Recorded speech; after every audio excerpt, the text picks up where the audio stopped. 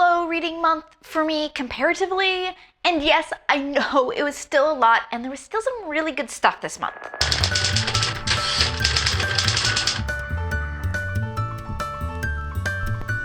I read Lola and the Boy Next Door, which is the sequel to Anna and the French Kiss by Stephanie Perkins.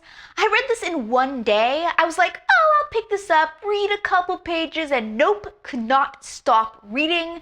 Stephanie Perkins is just magical. She writes just the most beautiful contemporary YA, and her characters are so rich, and their interactions are so well written, and they're flawed, which I love.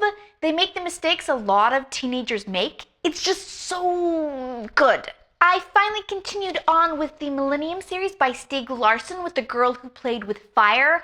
I loved the first book, which I read a few years ago, but have delayed picking up the second because I was afraid I wouldn't love it as much.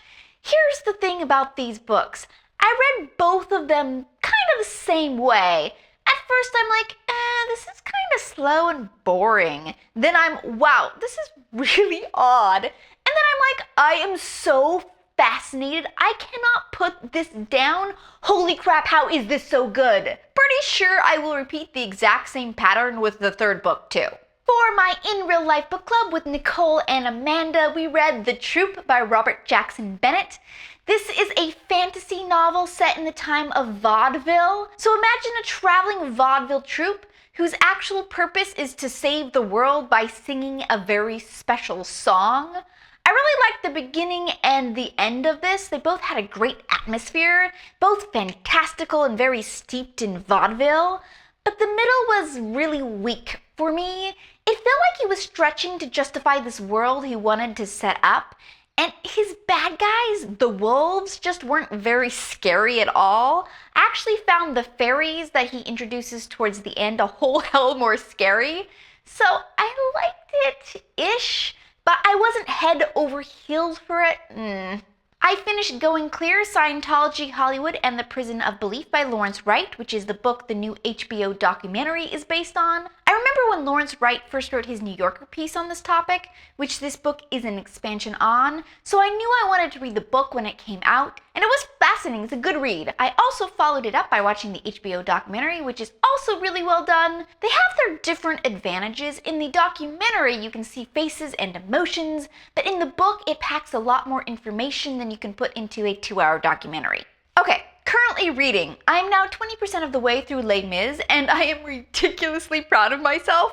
I feel like I need a ticker tape parade or something. I'm currently right at the spot where Monsieur Madeleine has arrived at court to reveal who he really is.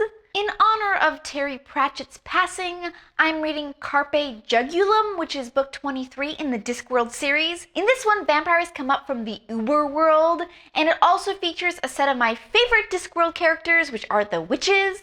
These books always just really suck me right in. I am a huge fan of Kazuo Ishiguro. I've read Never Let Me Go like 3 times, and Remains of the Day is on my reread list right now. So I'm really happy that his new book, The Buried Giant, was our book club pick for the month. I tell you what it is about, but I'm 10% in, and I still have no idea what's going on. I'll fill you in more hopefully when I finish the book. What books have you read that you've had no idea what was going on till you are well into the book?